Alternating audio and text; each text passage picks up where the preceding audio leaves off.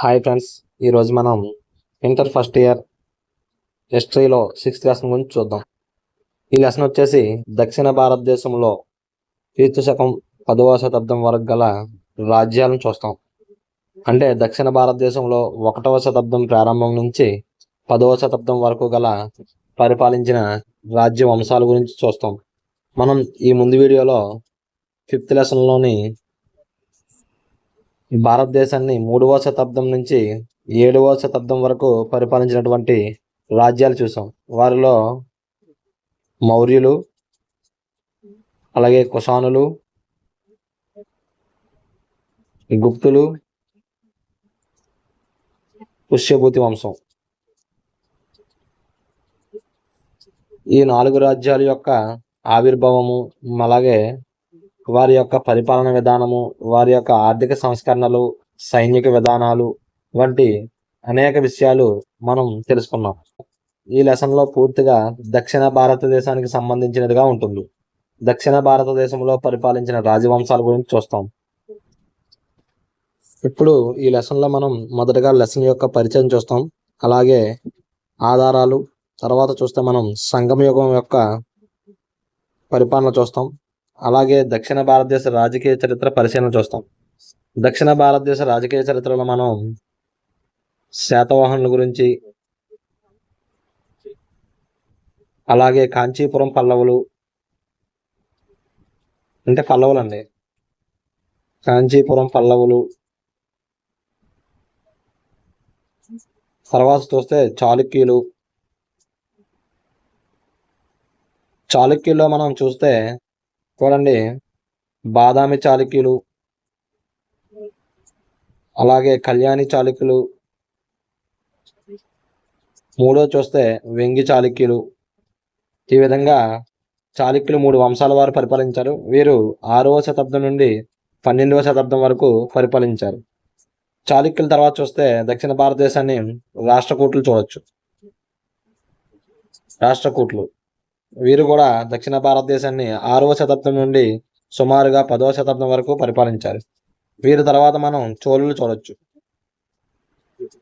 చోళులు వీరందరూ కూడా దక్షిణ భారతదేశంలోని సమకాలీన పాలకులుగా రాజ్యాలను పరిపాలించారు. ఇప్పుడు పరిచయం చూద్దాం.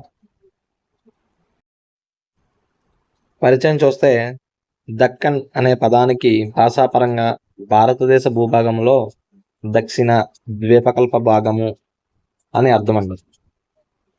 చూడండి, దక్కన్ అంటే దక్షిణ మరియు ద్వీపకల్ప భాగము అని అర్థం అండి. క్రీస్తు శకం 1945లో హైదరాబాద్లో జరిగిన దక్షిణ భారతదేశ చరిత్ర సమావేశంలో దక్కన్ భౌగోళిక సరిహద్దులు పేర్కొనడం జరిగింది. చూడండి, క్రీస్తు శకం 1945వ సంవత్సరంలో హైదరాబాద్లో జరిగిన దక్షిణ భారతదేశ చరిత్ర సమావేశంలో దక్షిణ భారతదేశం యొక్క భౌగోళిక స్వరూపాలను లేదా సరిహద్దులను పేర్కొనడం జరిగింది. దీని ప్రకారం ఉత్తరాన తపతీ నది నుంచి దక్షిణాన చివరి భూభాగం వరకు, అలాగే తూర్పు సముద్రం నుంచి పడమర సముద్రం వరకు, అంటే చూడండి ఇక్కడ బంగాళాఖాతం నుంచి అరేబియా సముద్రం వరకు అండి ఉన్న భూభాగమే దక్కన్. సాధారణంగా వింధ్యా పర్వతాలు నర్మదా నదికి దక్షిణాన తూర్పు నుంచి పడమర వరకు ఉన్న భూభాగాన్ని దక్షిణ భారతదేశం అని వ్యవహరిస్తారు. చరిత్ర పూర్వయుగం మొదలు క్రీస్తు శకం 10వ శతాబ్దం వరకు దక్షిణ భారతదేశం వివిధ రంగాలలో గణనీయమైన మార్పులకు వేదిక అయింది. ప్రధానంగా ఆ ప్రాంతం చోళ, చేర మరియు పాండ్య, పల్లవ, చాళుక్య, రాష్ట్రకూట, చోళులు వంశాల వారి రాజకీయ అధికార ఏర్పాటుకి కేంద్రమైంది. చూడండి, దక్షిణ భారతదేశం అనేది 1వ శతాబ్దం మొదలుకొని 10వ శతాబ్దం వరకు దక్షిణ భారతదేశంలో అనేక మార్పులు జరిగాయి. ప్రధానంగా ఈ ప్రాంతంలో ఏ రాజ్యాలు ఏర్పడ్డాయని చూడండి, చోళ రాజ్యము, అలాగే చేర రాజ్యము, మరియు పాండ్య, పల్లవ, చాళుక్య, రాష్ట్రకూట, అలాగే చోళ రాజ్యం అనేక వంశాల వారి రాజకీయ అధికార ఏర్పాటుకి కేంద్రమైంది. వీరందరూ సమర్థవంతంగా ఆయా ప్రాంతాల ప్రజలను పరిపాలించడమే కాకుండా సంస్కృతి అభివృద్ధి కూడా చేశారు. వీరందరూ కూడా సమకాలీన రాజులుగా ఉన్నారండి. అప్పుడు ఇక ఆధారాలు పరిశీలిస్తే దక్షిణ భారతదేశ చరిత్రను అధ్యయనం చేసేందుకు అనేక సాహిత్య ఆధారాలతో పాటు శాసనాలు దోహదపడుతున్నాయి. సంగమ యుగంలో తమిళ రచనలో తొలకప్పియర్ రచించిన తొలకప్పియం అనే వ్యాకరణ గ్రంథం సంగమ యుగం నాటి సామాజిక సాంస్కృతిక స్థితులను గురించిన విలువైన సమాచారం అందిస్తుంది.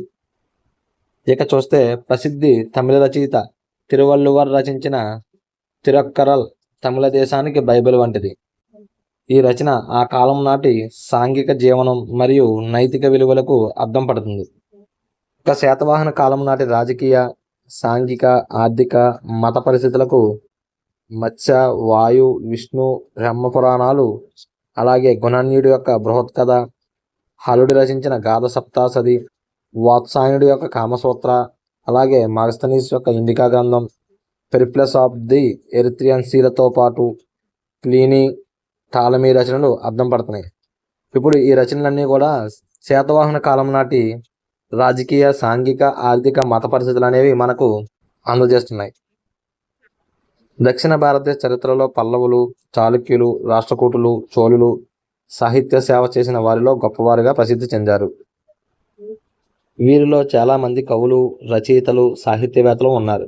వీరు అనేక మంది కవులు, రచయితలు, పండితులు పోషించారు.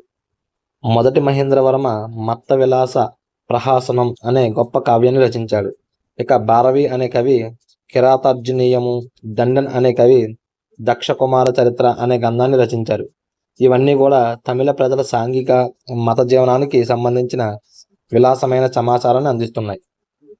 ఇక చైనా యాత్రికుడు హుయాన్సాంగ్ రచనల వలన పల్లవ, చాళుక్య యుగాలకు చెందిన విలువైన చారిత్రక విషయాలను వెల్లడించాయి. వెంగి చాళుక్యులు తెలుగు భాషను పోషించి అభివృద్ధి చేశారు. సంస్కృత మహాభారతాన్ని తెలుగులోకి అనువాదించేందుకు రాజరాజ నరేంద్రుడు ప్రోత్సహించాడు. నన్నయ్య ఈ ప్రక్రియను మొదలుపెట్టాడు. రాష్ట్రకూట వంశానికి చెందిన అమోఘ వర్షుడు గొప్ప పాలకుడు, అలాగే సాహితీవేత్త. ఆయన కన్నడంలో కవిరాజ మార్గం అనే గ్రంథాన్ని రచించాడు. ఈ కాలానికి చెందిన బ్రహ్మదేవసూరి రచించిన నీతి కావ్యామృతం, మూడవ సోమేశ్వరుడు రచించిన మానసోల్లాసం ఈ కాలంలో ప్రజల నైతిక విలువలకు అద్దం పడుతున్నాయి. విఘ్నేశ్వరుడి రచనలు ప్రజల మత విశ్వాసాలను వెల్లడిస్తున్నాయి. ఇక శాసనాలు చూస్తే శాసనాలు కూడా దక్షిణ భారతదేశ పాలకులకు సంబంధించిన విలువైన సమాచారాన్ని అందిస్తున్నాయి. శాసనాలను వేయించిన మొదటి భారతీయ పాలకుడు అశోక చక్రవర్తి. అశోకుడు వివిధ ప్రాంతాల్లో వేయించిన శిలా స్తంభ శాసనాలు మౌర్య రాజ్యం విస్తరించిన ప్రాంతాలను, సరిహద్దులను గురించి తెలుసుకునేందుకు వీలు కల్పిస్తున్నాయి. ఇక మౌర్య విధానాన్ని శాతవాహనులు కూడా కొనసాగించారు. శాతవాహనులు నాసిక్, కార్లే, బెడ్సా, అమరావతి, ధరణికోట, నానాఘాట్, కొండాపూర్, పైతాన్, బట్టిప్రోలు, నాగార్జున కొండలలో లభించాయి. వీటిలో శాతవాహన సాంఘిక, ఆర్థిక, రాజకీయ, మత విషయాలను వివరించబడ్డాయి. వివిధ సందర్భాలలో పల్లవరాజులు కూడా అనేక శాసనాలు వేయించారు. తిరుచినాపల్లి, మందగపట్టు, కడియమల్లై, మదురై, మహాబలిపురంలోని శాసనాలు పల్లవుల సంస్కృతిని వివరిస్తున్నాయి. ఇక చాళుక్యుల శాసనాల్లో బాదామి చాళుక్యులు ఐహోలు శాసనం రెండవ పులకేసి అర్జునుడిపై సాధించిన విజయానికి వివరిస్తుంది. రాష్ట్రకూట రాజులు చూస్తే గంచిదర్గుడు, మంకేడ్, సమన్గర్, ఎల్లోరాలో వేయించిన శాసనాలు మనకు అమూల్య సమాచారాన్ని అందిస్తున్నాయి. ఇక చోళుల శాసనాలలో మొదటి పరాంతకుడు వేయించిన ఉత్తర మేరూర్ శాసనం చోళుల స్థానిక పరిపాలన గురించి సువివరమైన సమాచారాన్ని అందిస్తుంది.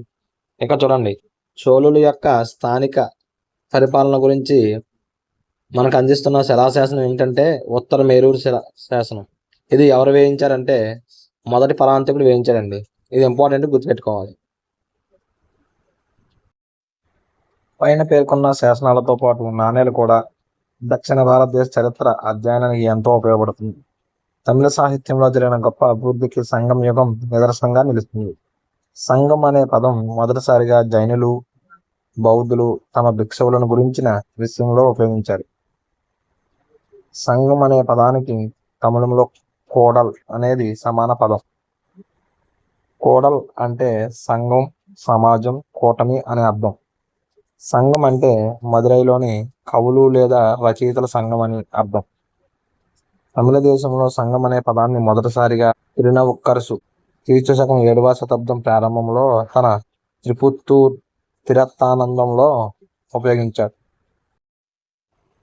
ఇక చూస్తే సంగమ వాజ్మయంలో చోళ, చేర, పాండ్య అనే 3 స్వతంత్ర తమిళ రాజ్యాలను గురించి ప్రస్తావించబడింది. విదేశీ యాత్రికుడైన మొగస్తనీస్ కూడా తన ఇండికా గ్రంథంలో ఈ 3 రాజ్యాలను ప్రస్తావించాడు. సంగమయుగం నాటి తమిళ కవులు మరియు పండితులు కూడా ఈ 3 రాజ్యాల గురించి వర్ణించారు. ఇక చూస్తే చోళ రాజ్యం ఆర్కాట్ నుంచి తిరుచినాపల్లి వరకు, కావేరీ డెల్టా దాని పరిసర ప్రాంతాల వరకు విస్తరించింది. చోళ రాజ్యం యొక్క రాజధాని ఉరయూర్. ఇక చేర రాజ్యం చూస్తే ఉత్తరాన కొచ్చిన్ నుంచి దక్షిణాన తిరువల్లూరు వరకు విస్తరించింది. చేర రాజ్యం యొక్క రాజధాని వంజి. తర్వాత పాండ్యరాజ్యం చూస్తే పుదుక్కోట నుంచి కన్యాకుమారి వరకు విస్తరించింది. మదురై పాండ్యుల యొక్క రాజధాని. ఇక చూస్తే చేర, చోళ, పాండ్య రాజులు గొప్ప యుద్ధవీరులు. తమిళ దేశంలో ఆధిపత్యం ఏర్పాటు చేసుకునేందుకు నిరంతరం యుద్ధాల్లో మునిగిపోయారు. చోళ రాజుల్లో కరకాల చోళుడు క్రీస్తు శకం 190లో గొప్పవాడు. అతను వెన్ని, వహయప్ప రండలై యుద్ధాలలో చేర, పాండ్య రాజులపై గొప్ప విజయాన్ని సాధించాడు. ఓహార్ అంటే కావేరీ పట్టణం అనే నూతన రాజధాని నగరాన్ని నిర్మించాడు. ప్రజా సంక్షేమానికి కృషి చేసి శ్రీరంగం సమీపంలో కావేరీ నదిపై ఆనకట్టును నిర్మింపజేసి వ్యవసాయానికి నీటిపారుదల వ్యవస్థను కూడా కల్పించాడు. వైదిక మతాన్ని ప్రోత్సహించి యజ్ఞయాగాలను నిర్వహించాడు.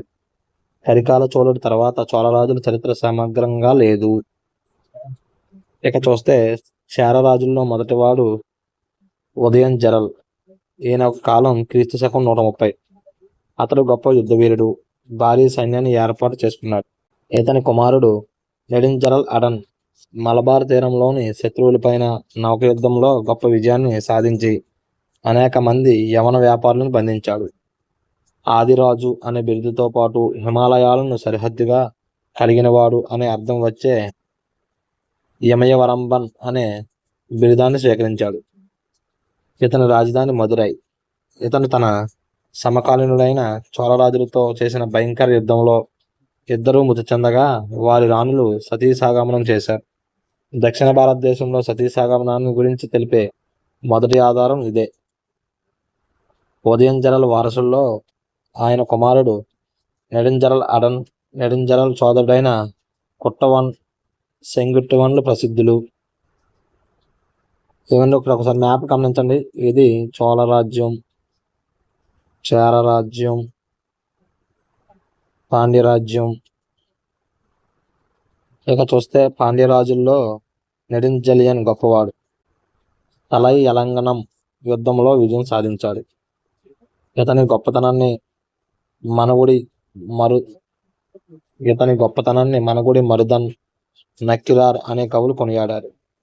ఇతనిలో గొప్ప లక్షణాలను ఈ కవులిద్దరూ తమ పద్యాల్లో పేర్కొన్నారు. సమకాలీన పాలకులను అనేక మందిని ఓడించి వైదిక కర్మకాండలను, యజ్ఞయాగాలను నిర్వహించాడు. ఇతను పరమేశ్వర అనే బిరుదును స్వీకరించాడు. ఇతని రాజధాని మదురై సంగం సాహిత్యానికి వేదిక అయింది. ఇక ఇప్పుడు మనం సంగమ యుగం గురించి చూద్దాం. సంగమ యుగంలోని రాజకీయ వ్యవస్థ చూస్తే నిరంకుశ రాజరిక వ్యవస్థ అమల్లో ఉండేది. రాజుకు సర్వాధికారాలు ఉండేవి, కానీ నైతిక సాంప్రదాయ పద్ధతులు, కట్టుబాట్లు రాజు నిరంకుశ అధికారానికి అడ్డుకట్టలేసేవి. చూడండి, ఇక్కడ రాజుకే సర్వాధికారాలు ఉండేవి, కానీ నిరంకుశ పాలనకి అడ్డుగా వేయడానికి ఇక్కడ నైతిక సాంప్రదాయ పద్ధతులు మరియు కట్టుబాట్లు అనేవి రాజుకి నిరంకుశ. ఇక చూస్తే సభ అనే ప్రజాసభ పరిపాలన మరియు న్యాయ వ్యవహారాల్లో రాజుకి సలహాలను రాజు గూఢాచారులను నియమించుకున్నాడు. గ్రామ పాలనను గ్రామ సంఘాలు నిర్వహించేవి. చూడండి, ఇక గ్రామ పాలన వచ్చి గ్రామ సంఘాలు నిర్వహించేవి. ఇక చతురంగ బలాలతో పాటు నౌకాదళాన్ని కూడా ఏర్పాటు చేసుకున్నాడు. యుద్ధంలో పాల్గొనడం, యుద్ధాలతో వీరమరణం పొందడం గౌరవప్రదమైనదిగా భావించేవారు. ఇక చూస్తే సైనికులు మరణించిన ప్రాంతంలో స్మారక స్తూపాలను ఏర్పాటు చేసే ఆచారం అమల్లో ఉండేది. ఇప్పుడు చూస్తే సంగం యుగం నాటి సాంఘిక ఆర్థిక మత జీవనం. సమాజానికి కుల వ్యవస్థ పునాదిగా ఉండేది. చతుర్వర్ణ వ్యవస్థ అమల్లో ఉండేది. వనం, వరైని, తుడియం, కడంబన్ అనేవి చతుర్వర్ణాలుగా ఉండేవి. అయితే వర్ణ వ్యవస్థ నిరంకుశంగా ఉండేది కాదు. సమాజంలో బ్రాహ్మణులు గౌరవప్రదమైన స్థానాన్ని అనుభవించేవారు. చూడండి, మనం తొలి వేద కాలం చూసినా, మలి వేద కాలం చూసినా, ఏ కాలంలో చూసినా కూడా బ్రాహ్మణులు అనేది గౌరవప్రదమైన స్థానాన్ని అనుభవించేవారు. ఇక వ్యాపారులు, సంపన్నులు సుఖమయమైన జీవితాన్ని గడిపేవారు. ఇక బానిస వ్యవస్థ అమల్లో ఉన్నట్లు ఆధారాలు కూడా ఉన్నాయి. నాట్యము, సంగీతం, పద్యాలు వంటివి సాధారణమైన వినోదాలుగా ఉండేవి. సమాజంలో స్త్రీలకు గౌరవప్రదమైన స్థానం ఉండేది. వ్యవసాయం ప్రజల యొక్క ప్రధాన వృత్తి. ప్రధాన వృత్తి ఏంటంటే వ్యవసాయం అండి. దీనికి తోడు పశుపోషణ కూడా ఉండేది. కుండల తయారీ, నేత పని వంటి వృత్తులు కూడా ప్రధానమైనవిగా ఉండేవి. అంతేకాకుండా గొర్రెల కాపరులు, స్వర్ణకారులు, గానుగ పనివారు కూడా సమాజంలో ఉండేవారు. ప్రజల ఆర్థిక జీవనాన్ని శ్రేణులు క్రమబద్ధీకరించేవి. ప్రజల యొక్క ఆర్థిక జీవనాన్ని శ్రేణులు క్రమబద్ధీకరించేవి. నేత పరిశ్రమ, కుండల పరిశ్రమ, దంతపు పరిశ్రమ, వెదురు పరిశ్రమ మొదలైన వారికి సంఘాలు ఉన్నట్లు శాసనాల్లో పేర్కొనబడింది. అంటే ఈ చేతి వృత్తుల వారికి సంఘాలు ఉన్నట్లుగా అప్పటి శాసనాల్లో పేర్కొనడం జరిగింది. ఇక చూస్తే శ్రామికులు ఒక ప్రాంతం నుంచి మరొక ప్రాంతానికి వలస వెళ్లే పద్ధతి అమల్లో ఉంది. చోళులు పుహార్లో నిర్మించిన భవన నిర్మాణాలలో మగధ కళాకారులు, మరాఠా సాంకేతిక నిపుణులు, యవన వడ్రంగి వారు పాల్గొన్నట్లు మణిమేకలలో చెప్పబడింది.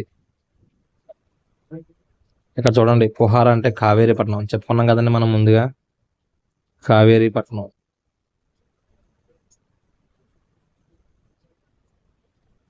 ఇంకా ప్రజల మత జీవనంలో వైదిక పద్ధతి ఉండేది. అలాగే తమిళ సాంప్రదాయం మిళితమై కనిపిస్తున్నాయి. ప్రాచీన తమిళులు ప్రకృతి శక్తులు, సర్పాలు, వివిధ పిశాచులను ఆరాధించేవారు. అలాగే దేవతలకు యజ్ఞయాగాలను సమర్పించారు. దేవాలయ పూజా విధానంలో సంగీతం, అలాగే నృత్యాలు భాగంగా ఉండేవి. రాజులు, బ్రాహ్మణులు అనేక వైదిక యజ్ఞయాగాలు, పూజలను నిర్వహించేవారు. ఇక చూస్తే శైవ మతాన్ని ప్రజలు అధికంగా అవలంబించేవారు. ఇక్కడ చూడండి, శైవ మతాన్ని ప్రజలు ఎక్కువగా అవలంబించేవారు. శివుడు, సుబ్రహ్మణ్య స్వామి ప్రధానమైన దేవతలు. తమిళులు కర్మ సిద్ధాంతాన్ని మరియు పునర్జన్మ సిద్ధాంతాన్ని విశ్వసించేవారు. ఇక వీరి యొక్క సాహిత్యం చూద్దాం. సంగం యుగంలో తమిళ సాహిత్య చరిత్ర ప్రారంభమైంది. తొలకప్పియం అనే వ్యాకరణ గ్రంథాన్ని తొలకప్పియార్ రచించాడు. కురల్ అనే ప్రసిద్ధి కావ్యాన్ని తిరువల్లువార్ రచించాడు. నైతిక విలువలతో కూడిన ఈ కావ్యం తమిళుల జీవితాల్లో ప్రధాన పాత్ర పోషించింది. జైన బౌద్ధ కవులు, రచయితలు కూడా సంగం సాహిత్య అభివృద్ధికి విశేషంగా కృషి చేశారు. ఇది చూడండి, రెండు ప్రధాన రచనలు చూస్తే ఇప్పుడు మనం చెప్పుకున్న రెండు ప్రధాన రచనలు, సంగం యుగంలో రెండు ప్రసిద్ధ రచనలు, తొలకప్పియార్ రచించిన తొలకప్పియం, తిరువల్లువర్ రచించిన తిరుక్కురల్ కూడా గొప్ప పేరు. తొలకప్పియం వ్యాకరణానికి సంబంధించినది కాగా తిరుక్కురల్ నైతిక విలువలకు సంబంధించినది. ఇప్పుడు దక్కన్ మరియు దక్షిణ భారతదేశ రాజకీయ చరిత్రని సంక్లుప్తంగా పరిశీలన చేద్దాం. ప్రాచీన దక్షిణ భారతదేశ చరిత్రలో శాతవాహనులు స్వతంత్ర రాజ్యాన్ని ఏర్పాటు చేసుకోవడం అనేది ప్రధాన సంఘటన. మౌర్యులు శాసనాలు శాతవాహనులు తమ సామంతులుగా పేర్కొన్నాయి. చూడండి, మౌర్యుల యొక్క శాసనాలు శాతవాహనులను తమ సామంతులుగా పేర్కొనడం జరిగింది. అలాగే శాతవాహనులు ప్రస్తుతం తెలుగు మాట్లాడే ఆంధ్రప్రదేశ్, తెలంగాణ, మహారాష్ట్ర, కర్ణాటక ప్రాంతాలను పరిపాలించారు. ఆర్జీ భండార్కర్ మరియు రాప్సన్, ఓర్నెట్, Ghulam Yazdani, P Srirama Sharma, VA Smith, DC Sircar, VV Krishnasastri వంటి చరిత్రకారులు శాతవాహనుల పాలకులను గురించి వివిధ కోణాల్లో పరిశోధన చేశారు. అలాగే నాసిక్, కార్లే, అమరావతి, ధరణికోట, నాగార్జునకొండ, నానాఘాట్, దానికటకం, పైతాన్లలో శాతవాహనుల శాసనాలు శాతవాహనుల పరిపాలనతో పాటు ఇతర అంశాలకు సంబంధించిన విలువైన సమాచారాన్ని అందించాయి. ఈ శాసనాలతో పాటు హలుడు రచించిన గాథ సప్తాసతి, కొనన్యుడి బృహత్కథ, కుతహలుని యొక్క లీలావతి, ఆచార్య నాగార్జునుడి యొక్క రత్నావళి మరియు సృహలేఖ వంటి సాహిత్య ఆధారాలు కూడా శాతవాహనులకు సంబంధించిన ఉపయోగకరమైన సమాచారాన్ని అందించాయి. ఇక చూస్తే శాతవాహనుల యొక్క గ్రామీణ జీవితం గురించి తెలిపే సాహిత్య గ్రంథం ఏదంటే హలుడు రచించిన గాథ సప్తాసతి. శాతవాహనుల కాలం నాటి గ్రామీణ జీవనానికి అద్దం పట్టింది. శాతవాహన రాజ్యాన్ని శ్రీముఖుడు లేదా సిముఖుడు స్థాపించాడు. చివరి కన్వా పాలకుడైన సుశర్మ నుంచి సింహాసనాన్ని స్వాధీనం చేసుకున్నాడు. ఇతని వారసులు క్రీస్తు పూర్వం 1వ శతాబ్దం నుంచి క్రీస్తు శకం 3వ శతాబ్దం వరకు పరిపాలించారు. యుద్ధాలలో, సంస్కృత రంగాలలోనూ శాతవాహనులు అనేక విజయాలను సాధించారు. శాతవాహన పాలకుల్లో 23వ పాలకుడు అయిన గౌతమిపుత్ర శాతకర్ణి క్రీస్తు శకం 80వ సంవత్సరం నుంచి 104వ సంవత్సరం వరకు పరిపాలించాడు.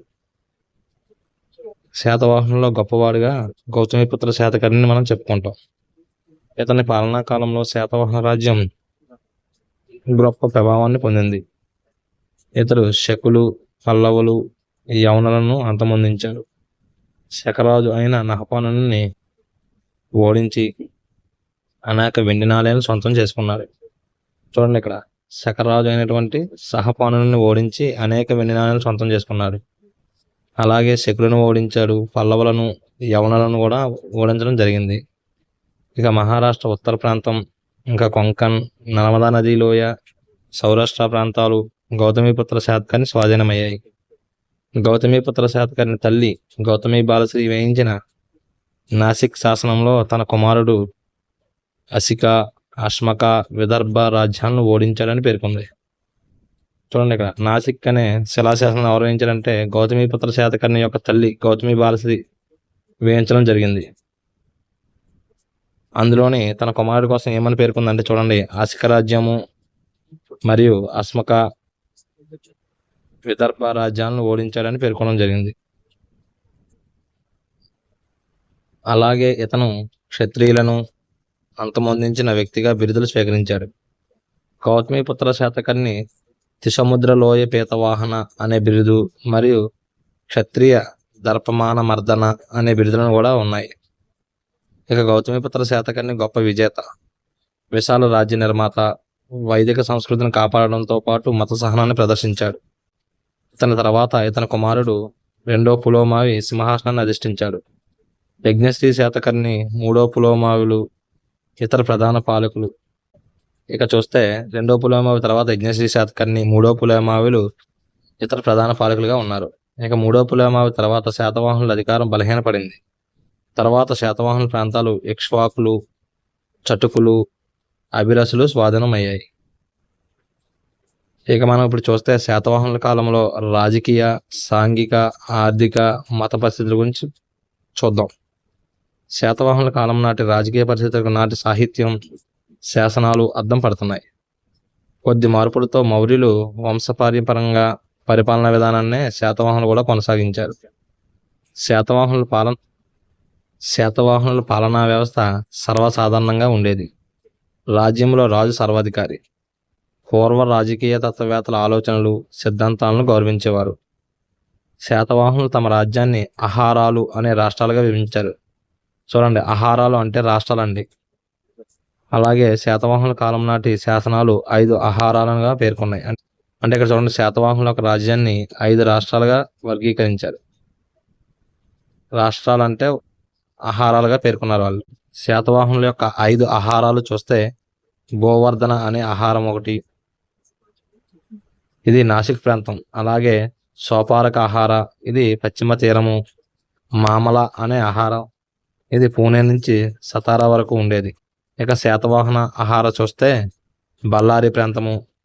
ఇక 5వ చూస్తే కపురచర ఆహార, ఇది గుజరాత్ ప్రాంతము.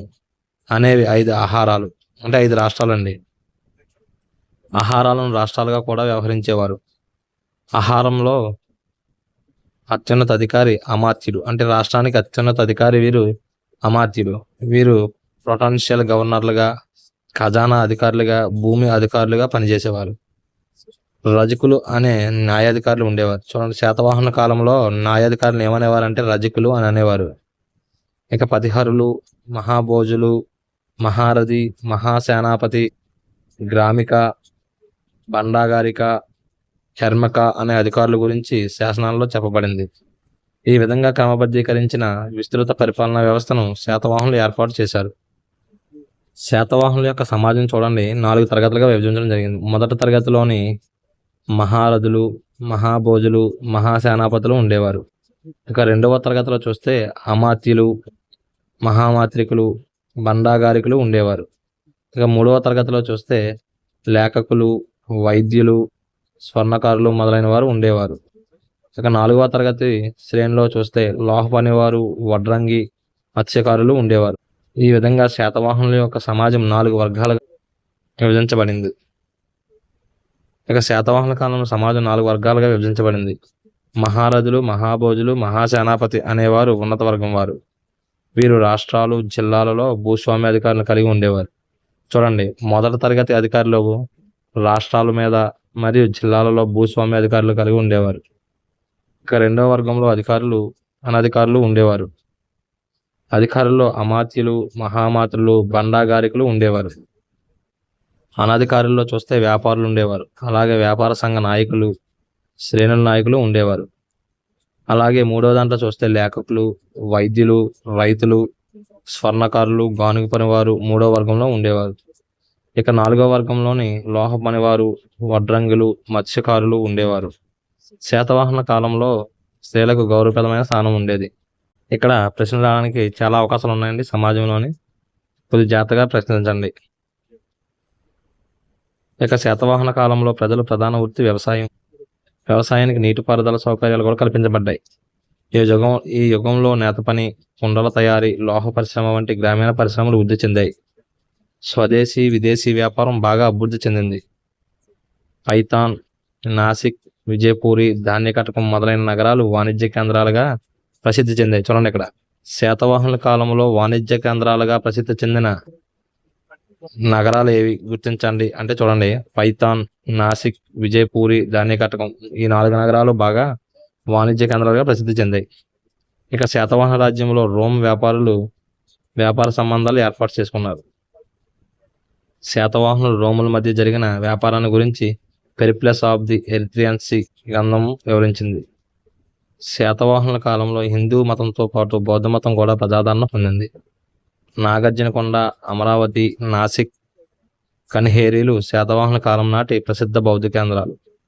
శాతవాహనుల కాలంలో ప్రాకృతం, సంస్కృత భాషలు అభివృద్ధి చెందాయి. గాథ సప్తాసతి, బృహత్ కథలు శాతవాహనుల కాలం నాటి ప్రసిద్ధ కావ్యాలు. శాతవాహనుల కాలంలో శిల్పకళ బాగా అభివృద్ధి చెందింది. ఆంధ్రదేశంలో బౌద్ధ విహారాలు, చైత్యాలు, స్తూపాలు అధికంగా నిర్మించబడ్డాయి. బుద్ధుడు లేదా బౌద్ధ భిక్షువుల అవశేషాలపై నిర్మించిన గొప్ప నిర్మాణమే స్తూపం. చైత్యం ఆరాధన ప్రవేశం. ప్రస్తుత గుంటూరు జిల్లాలోని కృష్ణానది తీరంలో గల అమరావతిలో ఉన్న అమరావతి స్తూపం శాతవాహనుల కాలం నాటి శిల్పకళా వైభవానికి నిదర్శనంగా నిలుస్తుంది. ఇందులో చాలా సూక్ష్మమైన సున్నితమైన పనితనం కనిపిస్తుంది. వృక్షాలు, పుష్పాలు వంటివి పనితనం దీనిలో కనిపిస్తుంది.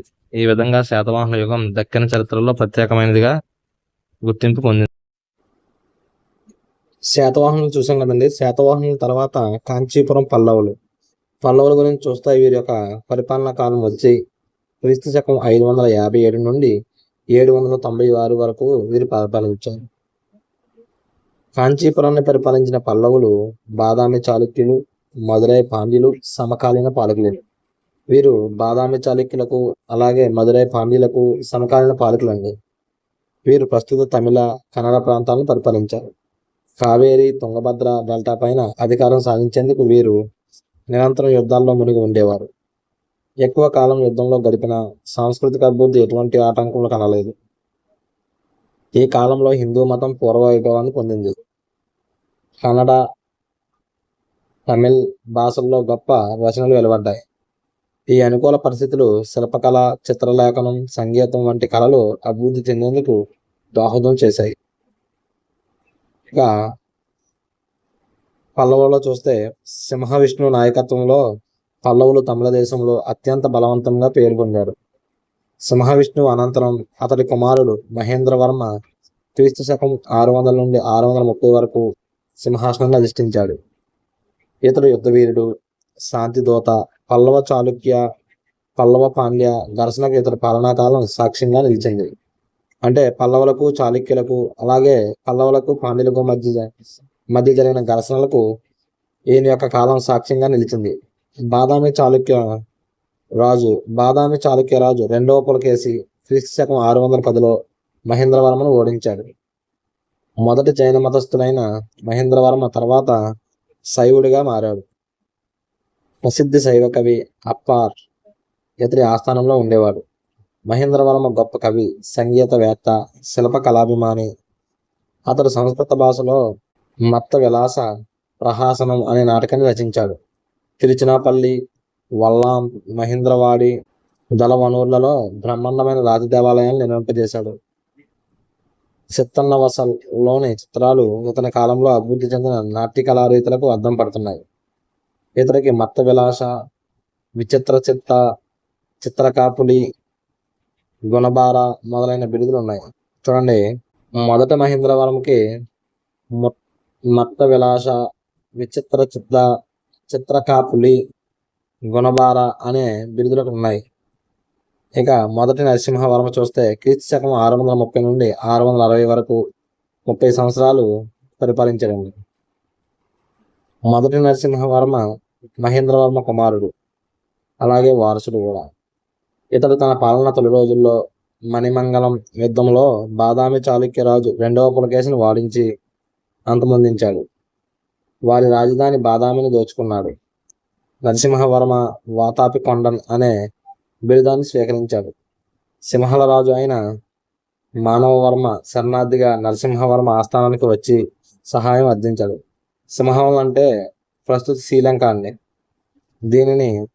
దీనితో నరసింహవర్మ 2 నౌకా దండయాత్రలను చేసి మానవవర్మను సిలోన్ సింహాసనంపై ఆసీనుని చేశాడు. చోళులు, పాండ్యులతో యుద్ధం చేసి వారిని ఓడించాడు.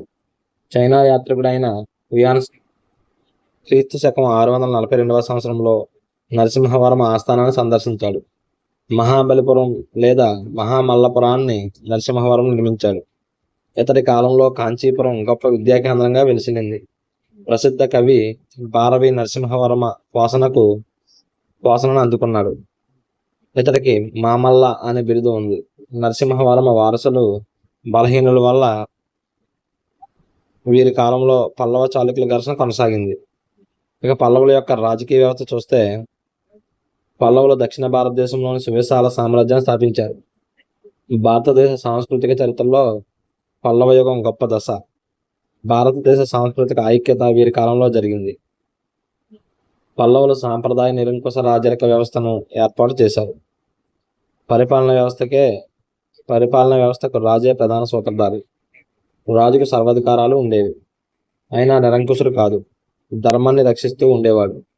దైనందిన పరిపాలనలో రాజుకు అనేక మంది అధికారులు సహకరించేవారు. పరిపాలనా సౌలభ్యం కోసం రాజ్యాన్ని రాష్ట్రాలని కొట్టాలను గ్రామాలుగా విభజించారు. చూడండి, రాష్ట్రాలని కొట్టాలను గ్రామాలుగా విభజించారు. అలాగే భూమి శిస్తు రాజ్యానికి ప్రధాన ఆదాయం అండి. దీనికి తోడు వాణిజ్య పన్నులు, వస్తువులపై పన్నుల ద్వారా కూడా ఆదాయం లభించేది. ఇక పల్లవుల యొక్క సమాజము, ఆర్థిక వ్యవస్థ, మతం, కళ, శిల్పకళ చూద్దాం.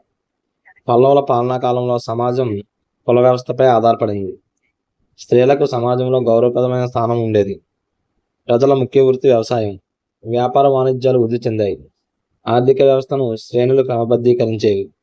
మామల్లాపురం, నాగపట్నాలు పల్లవుల రాజ్యంలో ప్రధాన వాడరేవులు. ఇవి గుర్తుపెట్టుకోండి, వాడరేవులు మామల్లాపురం, నాగపట్నాలు. పల్లవులు చైనా, ఆగ్నేయాసియా దేశాలతో వాణిజ్యం చేశారు. పల్లవుల కాలంలో మతరంగంలో గొప్ప అభివృద్ధి సాధించింది. ఈ కాలంలో శైవ, వైష్ణవ మతాలు వెలుజిల్లాయి. కాంచీపురం గొప్ప విద్యా కేంద్రంగా అభివృద్ధి చెందింది. అప్పార్ సంబందార్, సుందరమూర్తి వంటి వారు శైవ మతాన్ని ప్రచారం చేయగా, తిరుమంగై ఆళ్వార్, నమ్మాళ్వార్లు వైష్ణవ మతాన్ని వృద్ధి చేశారు. శైవ వైష్ణవ మతాల అభివృద్ధి వల్ల జైన బౌద్ధ మతాలు కొంతమేరకు క్షీణించాయి. పల్లవ రాజులు మత సహనాన్ని ప్రదర్శించారు. ఇక చూస్తే భారతీయ వాస్తు శిల్పకళ రంగాల్లో పల్లవుల కళకు విశిష్ట స్థానం ఉంది. భారతీయ శిల్పకళ దక్షిణ భారతదేశంలో పల్లవులతోనే ప్రారంభమైందని చెప్పవచ్చు. ఇది చూడండి, భారతీయ శిల్పకళ దక్షిణ భారతదేశంలోని పల్లవులతోనే ప్రారంభమైందని చెప్పవచ్చు. కట్టడాల్లో రాతిని ఎక్కువగా ఉపయోగించి మొట్టమొదటిగా పల్లవులే కావడం విశేషం. కట్టడాల్లో రాతిని కూడా ఎక్కువగా వీరే ఉపయోగించారండి మొదటిసారిగా. అలాగే కాంచీపురం, మహాబలిపురం పల్లవుల కాలం నాటి గొప్ప శిల్పకళా కేంద్రాలు. చూడండి, ఇక్కడ పల్లవుల కాలంలో గొప్ప శిల్పకళా కేంద్రాలు అంటే మహాబలిపురం, అలాగే కాంచీపురం అండి. మరి గొప్ప వాడరేవుల మామల్లాపురం, నాగపట్నం, ఆ రెండు గొప్ప వాడరేవులు అండి, గుర్తుపెట్టుకోండి. మహేంద్రవర్మ అనేక ఏకశిల ఆలయాలను నిర్మింపజేశాడు. చూడండి, మహేంద్రవరమే మామల్లాపురం కూడా నిర్మించాడు. అందుకు మహాబలిపురంలోని వారాహ, దుర్గ గుహలు చక్కని తార్ఖానం. మొదటి నరసింహవర్మ మహాబలిపురంలో అద్భుతమైన 7 పగోడాలు నిర్మింపజేశాడు. వీటినే 7 రథాలు అంటారు. కాంచీపురంలోని కైలాసనాథ ఆలయం, మహాబలిపురంలోని తీర దేవాలయాలు పల్లవుల నిర్మాణ శైలికి, శిల్పకళకు నిదర్శనంగా నిలుస్తున్నాయి. ఇదిగోండి ఆలయం, కైలాసనాథ ఆలయం. ఇది చూస్తే మహాబలిపురంలో ఉన్న తీర దేవాలయాలండి, తీరాన్ని వేసిన దేవాలయాలు. ఇక నెక్స్ట్ మనం చాళుక్యుల గురించి చూద్దాం. దక్కన్ దక్షిణ భారతదేశాన్ని పరిపాలించిన రాజవంశాల్లో చాళుక్యులు ప్రధానమైన వారు. చాళుక్యులను 3 వంశాలుగా విభజించవచ్చు. వారు ఎవరంటే చూడండి, 1 బాదామ చాళుక్యులు, 2 కళ్యాణ చాళుక్యులు, 3 వెంగి చాళుక్యులు అనే 3 వంశాలు ఉన్నాయి. చాళుక్యులు కాంచీపురాన్ని పరిపాలించిన పల్లవులకు సమకాలికులు. వారు క్రీస్తు శకం 6వ శతాబ్దం నుంచి 8వ శతాబ్దం వరకు, తిరిగి 10వ శతాబ్దం నుంచి 12వ శతాబ్దం వరకు దక్షిణ భారతదేశాన్ని పరిపాలించారు. బాదామి చాళుక్య రాజ్యాన్ని పరిపాలించిన మొదటి పాలకుడు జయసింహ వల్లభుడు అండి. చూడండి, బాదామి చాళుక్యుల్లో మొదటి పాలకుడు వచ్చి జయసింహ వల్లభుడు. అతను వింధ్యా పర్వతాలు, కృష్ణానది మధ్య ఉన్న దక్షిణ పదాన్ని పరిపాలించాడు. కానీ బాదామి రాజుల్లో మొదటి సార్వభౌముడు మొదటి పులకేశి. ఇతను క్రీస్తు శకం 535లో సింహాసనాన్ని అధిష్ఠించి 566 వరకు పరిపాలించాడు. బాదామి చాళుక్య రాజ్యాన్ని పరిపాలించిన రాజులందరిలో 2వ పులకేశి గొప్పవాడు. ఈయన కాలం చూస్తే క్రీస్తు శకం 609 నుంచి 642 వరకు పరిపాలించాడు. అతడు క్రీస్తు శకం 609లో బాదామి చాళుక్య సింహాసనాన్ని అధిష్ఠించాడు. అంతర్గత సమస్యల నుంచి బయటపడేందుకు తీవ్రమైన పోరాటం చేశాడు. కదంబులు, గాంగులు వంటి శత్రువులపై దాడులు చేసి దండయాత్రలు చేశాడు. లటపాలకులు, మాలవులు, గర్జరులు 2వ పులకేశి సార్వభౌమాధికారాన్ని అంగీకరించారు. ఇక 2వ పులకేశి పల్లవ రాజ్యంపై దండెత్తి మహేంద్రవర్మను ఓడించాడు. వేంగి ప్రాంతాన్ని ఆక్రమించి తన సోదరుడైన కుబ్జ విష్ణువర్ధుని పాలకుడిగా నియమించాడు. తర్వాత కాలంలో వెంగి తూర్పు చాళుక్య రాజధాని అయింది. వారు 2 శతాబ్దాల పాటు ఆంధ్రదేశాన్ని పరిపాలించారు. అలాగే 2వ పులకేశి కాలంలో చైనా యాత్రికుడు హుయాన్సాంగ్ బాదామి చాళుక్య రాజ్యాన్ని సందర్శించాడు.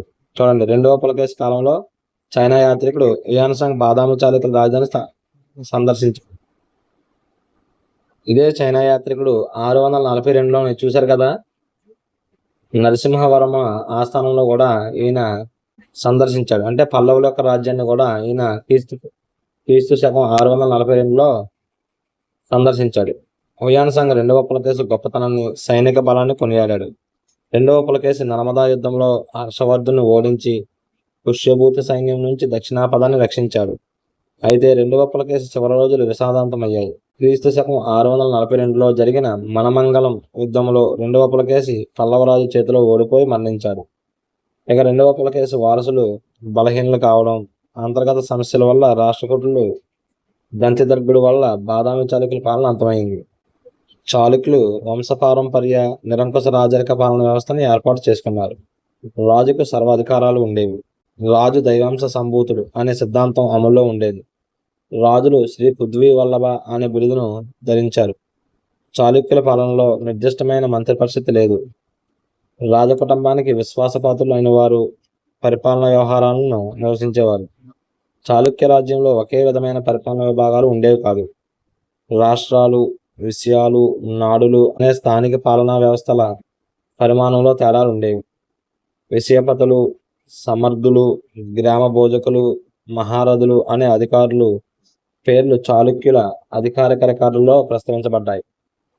పరిపాలనా వ్యవస్థలో గ్రామం అత్యంత చిన్న పరిపాలనా భాగం కాగా గ్రామ అధికారిని గాముండా అనేవారు. గ్రామానికి రాజుకు మధ్య అతడు వారధిగా ఉండేవాడు. ఇక చాళుక్యుల కాలంలో సమర్థవంతమైన పన్నుల వ్యవస్థ అమల్లో ఉండేది. సొంత గృహాలు, ఇంటి స్థలాలు ఉన్నవారు పన్నులు చెల్లించాల్సి ఉండేది. వీరు పటిష్టమైన సైనిక బలాన్ని ఏర్పాటు చేసుకున్నారు. ఇక రెండవ పులకేశి హర్షవర్ధనుడి మధ్య జరిగిన యుద్ధం చాళుక్యుల సైనిక బలానికి నిదర్శనం. హర్షవర్ధనుడు రెండవ పులకేశి చేతిలో ఓటమి చెందాడు. చాళుక్యుల కాలంలో ప్రజలు సామాజిక జీవనం కట్టుదిట్టంగా ఉండేది. ప్రజల విద్యాభ్యాసం పట్ల శ్రద్ధ కనబరిచేవారని వ్యాన్సంగ్ పేర్కొన్నాడు. వీరి శాసనాల్లో బ్రాహ్మణులు 14 విద్యల్లో పాండిత్యం కలవారని చెప్పబడింది. ఇక బాదామిలో 4 రకాల శాస్త్రబోధన జరిగేదని చాళుక్యుల రికార్డులు వెల్లడించాయి. చాళుక్యుల సాంప్రదాయం ప్రకారం 14 విద్యల్లో చతుర్వేదాలు, 6 అంగాలు, అలాగే పురాణాలు, మీమాంస, న్యాయ, ధర్మశాస్త్రాలు ఉండేవి. వేదాలు, తత్వశాస్త్రం, వార్త అంటే అర్థశాస్త్రం, దండనీతి అంటే రాజకీయ శాస్త్రాలు అనే 4 విద్యలు ప్రధానమైనవి. చూడండి, చాళుక్యుల కాలంలో ప్రధానమైన విద్యలు చూస్తే దండనీతి, వార్త, తత్వశాస్త్రం, వేదం, ఇవి 4 ప్రధానమైన విద్యలండి. ఇక చాళుక్యుల్లో తొలిపాలకులు సాంప్రదాయ హిందూ మతస్థులు. వారు వైదిక బలిదానాలను పునరుద్ధరించారు. మొదటి పులకేశి అశ్వమేధ యాగం చేశాడు. చాళుక్యులు బాదామి, ఐహోలు, పట్టడకలలో గొప్ప ఆలయాలు నిర్మించారు. చాళుక్య రాజులు గొప్ప వాస్తు శిల్పకళా పోషకులు. వీరి పోషణలో గొప్పవైన ఫ్రెస్కో చిత్రాలు రూపుదిద్దుకున్నాయి. బాదామి, ఐహోలు, పట్టడగల్, అలంపూర్లలో గొప్ప ఆలయాలు నిర్మించారు. ఆలయాలు సాంఘిక, సాంస్కృతిక రంగాలు కేంద్రంగా వెలసిల్లాయి. చాళుక్యుల కాలం నాటి ఆలయాల్లో అద్భుతమైన శిల్పకళ దర్శనమిస్తుంది. ఇక నెక్స్ట్ చూస్తే రాష్ట్రకూటులు. వీరి యొక్క పరిపాలనా కాలం చూస్తే క్రీస్తు శకం 752 నుండి 997 వరకు వీరి యొక్క పరిపాలనా కాలంగా చెప్పుకోవచ్చు. రాష్ట్రకూటులు అనే పదానికి రాష్ట్రం అనే పరిపాలనా విభాగాలకు అధిపతులు అని అర్థం. బాదామి చాళుక్యుల కాలంలో వీరు స్థానిక పాలకులు. చివరి బాదామి చాళుక్యుల రాజు కీర్తివర్మ క్రీస్తు శకం 744 నుండి 752 వరకు పాలించిన కీర్తివర్మను ఓడించి క్రీస్తు శకం 752వ సంవత్సరంలో దంతిదుర్గుడు స్వతంత్ర రాష్ట్రకూట రాజ్యాన్ని స్థాపించాడు. దంతిదుర్గుడు వారసులు లేకుండా మరణించడంతో సమీప బంధువైన మొదటి కృష్ణుడు బాదామి చాళుక్యుల పాలనకు చరమగీతం పాడి రాష్ట్రకూట సార్వభౌమత్వాన్ని ఏర్పాటు చేశాడు. మొదటి కృష్ణుడు మైసూర్ గాంగులు, వేంగి చాళుక్యులపై విజయాలను సాధించాడు. ధ్రువుడు క్రీస్తు శకం 779 నుంచి 793, మూడవ గోవిందుడు క్రీస్తు శకం 793 నుంచి 814, మొదటి అమోఘ వరుస క్రీస్తు శకం 814 నుండి 878 వరకు, రెండవ కృష్ణుడు క్రీస్తు శకం 939 నుండి 965 వరకు రాష్ట్రకూటుల రాజ్యాన్ని పరిపాలించిన పాలకుల్లో ముఖ్యులు. వీరు సమకాలీన పాలకులైన గాంగులు, పల్లవులు, పాల వంశస్థులు, పదిహర్లపై విజయాన్ని సాధించారు. చూడండి, ఇక్కడ రాజుల యొక్క క్రమం అనేది ఇంపార్టెంట్ అండి. ఇది మ్యాచింగ్ అడిగే అవకాశాలు ఎక్కువగా ఉంటాయి. ఒకసారి చూడండి జాగ్రత్తగా. రాష్ట్రకూట పాలకుల్లో మొదటి అమోఘ వర్ష క్రీస్తు శకం 814 నుండి 878లో గొప్ప పాలకుడు. అతడు మూడవ గోవిందుడు కుమారుడు. అతడి స్థానిక పాలకుల సామంతుల తిరుగుబాటును అణచివేశాడు. అతడు వెంగి పాలకుడు విద్యాదిత్యుడితో వివాహ సంబంధాలు ఏర్పాటు చేసుకున్నాడు. చూడండి, వెంగి పాలకులు విద్యాదిత్యుడితో వివాహ సంబంధాలు ఏర్పరచుకున్న రాష్ట్రకూట రాజు ఎవరు అని అంటే మాత్రం అమోఘ వర్షుడు అని గుర్తుంచుకోవాలండి. ఆన్సర్ వచ్చి అమోఘ వర్షకుడు. గాంగరాజును ఓడించాడు. అతడు స్వయంగా గొప్ప కవి, కవి పండిత పోషకుడు. కన్నడంలో కవిరాజ మార్గం అనే వ్యాకరణ గ్రంథాన్ని రచించాడు. మంకేడ్ అనే నూతన రాజధాని నగరాన్ని నిర్మింపజేశాడు. అమోఘ వర్ష తర్వాత అతని కుమారుడైన రెండవ కృష్ణుడు సింహాసనాన్ని అధిష్ఠించాడు. రెండవ కృష్ణుడి పాలనా కాలంలో రాష్ట్రకూట రాజ్యం ప్రభావాన్ని సంతరించుకుంది. చివరకు రాష్ట్రకూట రాజ్యాన్ని 974 నుండి 975లో తూర్పు చాళుక్యుల రాజు రెండవ తైలుడు అంతమొందించి కళ్యాణి చాళుక్య రాజ్యాన్ని ఏర్పాటు చేశాడు. ఈ విధంగా క్రీస్తు శకం 10వ శతాబ్దం చివరి నాటికి దక్కన్లో రాష్ట్రకూటుల అధికారం ముగిసింది. రాష్ట్రకూటులు వంశపారంపర్య రాజకీయాన్ని అనుసరించారు. రాష్ట్రకూట రాజులు మత సహనాన్ని పేరెన్నికగా కన్నవారు. జైన, శైవ, వైష్ణవ మతాలను వారు పోషించారు. వారు మహమ్మదీయ వ్యాపారులు తమ రాజ్యంలో స్థిరపడటానికి, మసీదు నిర్మించుకోవడానికి ఇస్లాం మతానికి అనుసరించేందుకు అంగీకరించారు. ఇది ఇంపార్టెంట్ గుర్తుపెట్టుకోండి. దక్కన్ రాజ్యంలో మసీదులను, ఇస్లాం మతాన్ని అనుసరించడానికి అంగీకరించిన రాజవంశం ఏదంటే రాష్ట్రకూట రాజవంశం. గుర్తుపెట్టుకోండి. రాష్ట్రకూటుల కాలంలో వర్తక వ్యాపారాలు అభివృద్ధి చెందాయి. సంస్కృతం, ప్రాకృతం, కన్నడ భాషలతో పాటు కవి పండితులు రాష్ట్రకూటుల రాజు పోషణను పొందారు. రాష్ట్రకూటుల రాజు పోషణను పొందారు. వాస్తు శిల్పకళ రాష్ట్రకూటుల కాలంలో బాగా అభివృద్ధి చెందింది. మొదటి కృష్ణుడు నిర్మింపజేసిన ఎల్లోరాలోని రాతి దేవాలయాలు, కైలాస ఆలయాలు రాష్ట్రకూటుల కాలం నాటి గొప్ప ఆలయాలు. అమోఘవర్ష పండిత రాజు. అమోఘవర్షుడు రాష్ట్రకూటుల్లో గొప్ప రాజు. అతడు పండితులను పోషించాడు. కవిరాజ మార్గం అనే గ్రంథాన్ని రచించాడు. మంకేడ్ అనే నగరాన్ని కూడా నిర్మింపజేశాడు. ఇక చూస్తే చోళుల్లో తంజావూరు చోళులు క్రీస్తు శకం 850 నుండి 1122 వరకు పరిపాలించారు. దక్షిణ భారతదేశ చరిత్రలో రాజకీయ, సాంస్కృతిక రంగాల్లో విశేషమైన విజయాలను సాధించిన తంజావూరు చోళులకు ప్రత్యేక స్థానం ఉంది. అశోకుడి 2వ, 12వ శిలాశాసనంలో చోళుల గురించి ప్రస్తావన ఉంది. చూడండి, అశోకుని యొక్క 2వ శిలాశాసనము అలాగే 12వ శిలాశాసనంలో కూడా చోళుల యొక్క ప్రస్తావన అనేది ఉందండి. క్రీస్తు శకం 850వ సంవత్సరంలో విజయాలయుడు స్వతంత్ర చోళ రాజ్యాన్ని స్థాపించాడు. అతడు రాజధాని ఉరయూర్. ఇతడు పల్లవుల వద్ద ఉద్యోగి. ముత్తూరియార్ పాలకుల నుంచి విజయాలయుడు తంజావూరును స్వాధీనం చేసుకున్నాడు. చూడండి, ముత్తూరియార్ పాలకుల నుంచి విజయాలయుడు తంజావూరును స్వాధీనం చేసుకున్నాడు. చోళ రాజ్యంలో మొదటి ఆదిత్యుడు రెండవ గొప్ప రాజు. ఇక పల్లవరాజు అయిన అపరాజితపురమును అతని పాలనను ఆదిత్యుడు అంతమొందించాడు. అతడి కుమారుడు మొదటి పరాంతకుడు అనేక విజయాలు సాధించాడు. అతడు పాండ్యులను ఓడించి మదురైను స్వాధీనం చేసుకున్నాడు. ఈ విజయానికి చిహ్నంగా పరాంతకుడు మదురై కొండ అనే బిరుదును స్వీకరించాడు. రాష్ట్రకూట పాలకుడు 3వ కృష్ణుడి చేతిలో పరాంతకులు ఓడిపోవడంతో చోళరాజ్యం అరాచకానికి దారితీసింది. 2వ పరాంతకుడి కుమారుడైన రాజరాజు క్రీస్తు శకం 985 నుండి 1014 వరకు పరిపాలించాడు. తర్వాత చూస్తే మొదటి రాజేంద్ర చోళుడు 1014 నుండి 1044 వరకు, మొదటి రాజాదిరాజ క్రీస్తు శకం 1044 నుండి 1052 వరకు చోళ పాలకుల్లో గొప్పవారు. వీరు సమకాలీన పాలకులపై విజయాలను సాధించారు.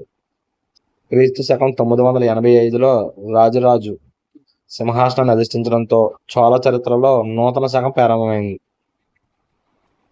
చూడండి, ఎప్పుడైతే 3వ కృష్ణుడి చేతుల్లో మొదటి పరాంతకుడు ఓడిపోవడంతో చోళరాజ్యం అరాచకానికి దారితీసింది. కానీ 2వ పరాంతకుడు కుమారుడైన రాజరాజు అలాగే మొదటి రాజేంద్ర చోళుడు, మొదటి రాజాదిరాజ చోళ పాలకుల్లో గొప్పవారు.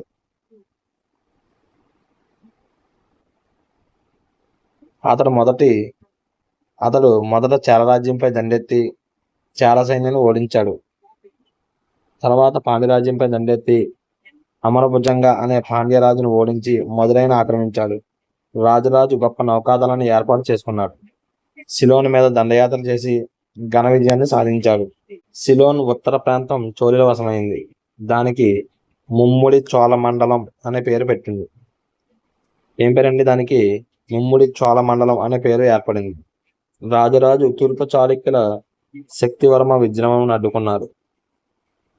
తూర్పు చాళుక్య పాలకుడు విమలాదిత్యుడు తన కుమారై కుందైవిని రాజరాజుకి ఇచ్చి వివాహం చేసి వివాహ బంధాన్ని ఏర్పాటు చేసుకున్నాడు. రాజరాజు గొప్ప పాలకుడు, మత సహనం కలవాడు. అతడు తంజావూరులో సుప్రసిద్ధ బృహదీశ్వరాలయాన్ని నిర్మింపజేశాడు. గొప్ప వాస్తు శిల్పకళ కాండంగా నిలిచిన బృహదీశ్వర ఆలయం ఈనాటికి ప్రపంచంలో వివిధ ప్రాంతాల సందర్శకులను విశేషంగా ఆకట్టుకుంటుంది. అతని తర్వాత అతని కుమారుడు రాజేంద్ర చోళుడు క్రీస్తు శకం 1014 సంవత్సరంలో సింహాసనాన్ని అధిష్ఠించాడు. మొదటి రాజేంద్ర చోళుడు లేదా గంగైకొండ క్రీస్తు శకం 1014 నుండి 44 వరకు చోళ పాలకుల్లో 3వ గొప్ప రాజు. అతడు సాధించిన గొప్ప సైనిక విజయాల వల్ల దక్షిణ భారతదేశంలో చోళ రాజ్యం గొప్ప పేరు ప్రఖ్యాతలు పొందింది. అతడు క్రీస్తు శకం 1017లో సిలోనుపై దండయాత్ర చేసి అనేక ప్రాంతాలను ఆక్రమించాడు. అతడు పశ్చిమ చాళుక్య రాజ్యంపై దండయాత్ర చేసి 2వ జయసింహను ఓడించాడు. అతడి సైన్యం గంగా పాలరాజ్యులపై గొప్ప విజయాలను సాధించింది. రాజేంద్ర చోళుడు గొప్ప పాలకుడు. గంగైకొండ చోళపురం అంటే తిరుచినాపల్లి ప్రస్తుతం అనే నూతన రాజధాని నగరాన్ని నిర్మింపజేశాడు. ఇది ఆగ్నేయాసియా దేశాలతో ప్రతిష్ట వ్యాపార సంబంధాలను ఏర్పాటు చేసుకునేందుకు వీలు కల్పించింది. అతడు పెద్ద కృత్రిమ రిజర్వేయర్ నిర్మింపజేశాడు. కొలెరియం, వెల్లార్ నదుల నుంచి కాలువల ద్వారా నీటిని నింపాడు. అతడి తర్వాత అతడి కుమారుడు రాజాదిరాజ 1044 నుండి 1052 వరకు పరిపాలించాడు. అతడి పాలనా కాలంలో అనేక అంతర్గత బహిర్గత సమస్యలు మొదలయ్యాయి. అతడు పాండ్యులు, కేరళ పాలకులను అణచివేశాడు. అతడు అశ్వమేధ యాగం చేశాడు. రాజాదిరాజుకు పశ్చిమ చాళుక్య పాలకుడైన మొదటి సోమేశ్వరుడితో వైరం ఉండేది. మొదటి సోమేశ్వరుడితో జరిగిన యుద్ధంలో రాజాదిరాజు మరణించాడు. ఇవన్నీ తంజావూరులో ఉన్న బృహదీశ్వర ఆలయం. చోళ పాలకుల యొక్క పరిపాలన, అలాగే సమాజము, ఆర్థిక వ్యవస్థ, మతం చూద్దాం. చోళులు పటిష్టమైన, క్రమబద్ధమైన, ప్రణాళికబద్ధమైన పరిపాలన అనుసరించారు. రాజు సర్వాధికారి. చోళులు నిర్దిష్టమైన మంత్రి పరిషత్ ఏర్పాటు చేయలేదు. అయితే ఉదంకుట్టం అనే ఉన్నతాధికారులు కేంద్ర స్థాయి పరిపాలనా వ్యవహారాల్లో కీలక పాత్రను పోషించారు. అంటే వీరే మంత్రుల్లా ఉండేవారు. చోళులు పటిష్టమైన ఉద్యోగ వ్యవస్థను ఏర్పాటు చేశారు. వీరికి విదేశీ భద్రత, దేశ భద్రత, శాంతి భద్రతల రక్షణ, ప్రజల ఆర్థిక స్థితిని మెరుగుపరిచేందుకు ప్రభుత్వం ప్రత్యేక చర్యలు తీసుకుంది. చోళులు స్థానిక సంస్థలకు పరిపాలనలో విశేష అధికారాలను కల్పించారు. స్వయం పాలనాధికారం కలిగిన గ్రామమే పాలనకు పునాది. కొన్ని గ్రామాలను కలిపి వీరు కుర్రం అనే పాలనా విభాగాన్ని, కొన్ని కుర్రాలను కలిపి వలనాడులుగా ఏర్పాటు చేశారు. వలనాడుల కంటే పెద్ద పాలనా విభాగం మండలం లేదా రాష్ట్రం. దీని పరిపాలనకు యువరాజును కానీ చక్రవర్తి బంధువులను కానీ నియమింపజేశారు. చూడండి, వీరు రాజ్యాన్ని ఏ విధంగా విడదీశారంటే, చూడండి చోళుల యొక్క రాజ్యాన్ని ఏ విధంగా విభజించారో. మొదటగా సామ్రాజ్యాన్ని రాష్ట్రాలను చూడండి, మండలాలండి. రాష్ట్రాలని మండలాలు అంటారు. మండలాలని వలనాడుల్ని కుర్రాలని గ్రామాలుగా ఏర్పడి, కొన్ని గ్రామాల కలయికే కుర్రం, కొన్ని కుర్రాల కలయికే వలనాడుగా ఉండేది. కొన్ని వలనాడులను కలిపి రాష్ట్రంగా ఏర్పాటు చేసేవారు. ఇక చూస్తే చోళుల యొక్క స్థానిక ప్రభుత్వం. చోళుల పరిపాలనా వ్యవస్థలో గొప్ప అంశం స్థానిక స్వపరిపాలన వ్యవస్థ. ఆధునిక ప్రజాస్వామ్య పద్ధతుల్లో చోళులు స్థానిక పాలనా వ్యవస్థను ఏర్పాటు చేశారు. చూడండి, వీరు ఆధునిక ప్రజాస్వామ్య పద్ధతులు అంటే ప్రస్తుతం మనం ఉన్న ప్రజాస్వామ్య పద్ధతుల్లో వీరు అప్పట్లోనే ఏర్పాటు చేశారు. పట్టణాలు, గ్రామాలు స్థానిక అసెంబ్లీలను, పెద్ద నగరాలు ప్రతినిధులు అసెంబ్లీలను కలిగి ఉండేవారు. ఊర్, సభ అనే 2 రకాల అసెంబ్లీలు ఉండేవి. ఊర్ అనేది సాధారణ సభ్యులతో కూడిన అసెంబ్లీ కాక, సభ అనేది బ్రహ్మదాయ గ్రామ పాలనా వ్యవహారాలకు సంబంధించినది. ఇక గ్రామ అసెంబ్లీ తన విధులను వార్యంలనే కమిటీల ద్వారా నిర్వహించేది. చూడండి, గ్రామ అసెంబ్లీ తన విధులను వార్యం అనే కమిటీ ద్వారా నిర్వహించేది. ఈ కమిటీ సభ్యులను అసెంబ్లీ వారు ఎన్నుకునేవారు. తోట వార్యం, చెరువు వార్యం, న్యాయ వార్యం, విదేశీ పాఠశాలల వార్యం, అనాథ వ్యవహారాల వార్యం వంటివి కమిటీల్లో కొన్ని ముఖ్యమైనవి. ఇక గ్రామ అసెంబ్లీ గ్రామ పరిపాలనా వ్యవహారాల్లో సంపూర్ణ సార్వభౌమాధికారాన్ని చెలాయించేవి. గ్రామంలో ఉమ్మడి భూములపై అధికారాన్ని కలిగి ఉండడంతో పాటు ప్రైవేటు భూములపై క్రమబద్ధమైన అధికారం కూడా కలిగింది. చూడండి, గ్రామంలోని ఉమ్మడి భూములపై అధికారంతో పాటు ప్రైవేటు వ్యక్తుల భూములపై కూడా క్రమబద్ధమైన అధికారం కలిగి ఉండేవి గ్రామాలు. చోళుల యొక్క స్థానిక స్వపరిపాలన వివరించే శాసనం ఏదంటే ఉత్తర మేరూరు శాసనం. గుర్తుపెట్టుకోండి, ఇందాక కూడా వచ్చింది ఇది, మళ్ళీ ఒకసారి గుర్తుపెట్టుకోండి. ముఖ్యంగా గ్రామ పాలన, గ్రామ అసెంబ్లీ సభ్యులుగా ఎన్నిక కావడానికి అవసరమైన అర్హతలు ఈ శాసనంలో ఉన్నాయి. ఇది ఇంపార్టెంట్ అండి. గ్రామ సభ కార్యనిర్వాహక కమిటీ సభ్యులను ప్రజలు ఎన్నుకునేవారు. ప్రతి గ్రామం, పట్టణం అనేక వార్డులుగా విభజింపబడేది. వార్డులను కుటుంబం అని పిలిచేవారు. చూడండి, వార్డులను ఏమని పిలిచేవారు? కుటుంబం. కుటుంబంలో ప్రతినిధులతో కలిసి అసెంబ్లీ ఏర్పడేది. వీరికి నిర్దిష్టమైన అర్హతను ఏర్పాటు చేశారు. చూడండి, కుటుంబం యొక్క అర్హతలు చూస్తే 35 నుంచి 70 సంవత్సరాల మధ్య వయసు కలిగి ఉండాలి. అలాగే వేదాల్లో పాండిత్యాన్ని కలిగి గ్రామ నివాసి అయి ఉండాలి. వీరి యొక్క అర్హతలు. దీంతో ఈ లెసన్ అనేది కంప్లీట్ అయిందండి. నెక్స్ట్ లెసన్తో తర్వాత వీడియోలో కలుద్దాం.